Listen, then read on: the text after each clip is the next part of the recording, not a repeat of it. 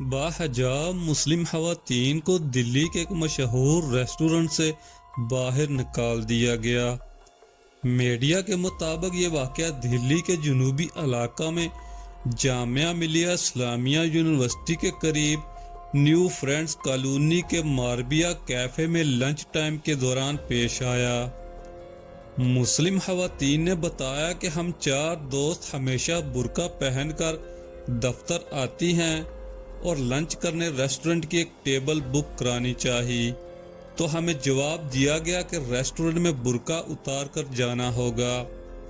خواتین کے بقول جب ہم نے اس کی وجہ پوچھی تو کہا گیا کہ یہ ریسٹورنٹ کی پالیسی ہے کہ کسی بھی مذہبی علامت کے اظہار کی اجازت نہ دی جائے، اور جب برقع اور حجاب اتارنے سے انکار کیا گیا تو ہمیں عملہ نے باہر نکال دیا۔ متاثرہ خواتین نے ریسٹورنٹ کی پالیسی کو مذہبی آزادی بنیادی حق کی خلاف ورزی قرار دیتے ہوئے کہا کہ عملہ کی بدتمیزی سے ثابت ہو گیا کہ مودی سرکار میں کوئی اقلیت کسی کے ہاتھوں میں بھی محفوظ نہیں۔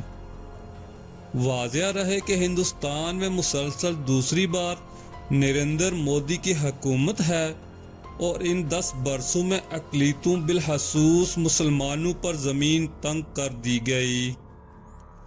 اذانوں پر پابندی اور مساجد و مدارس کی مسماری کے ساتھ ساتھ تعلیمی اداروں میں حجاب پر بھی پابندی ہے۔ مسلم خواتین کو ہراساں کیا جاتا ہے اور مسلمان تاجروں کی کاروباری سرگرمیوں میں بھی رکاوٹیں ڈالی جاتی ہیں۔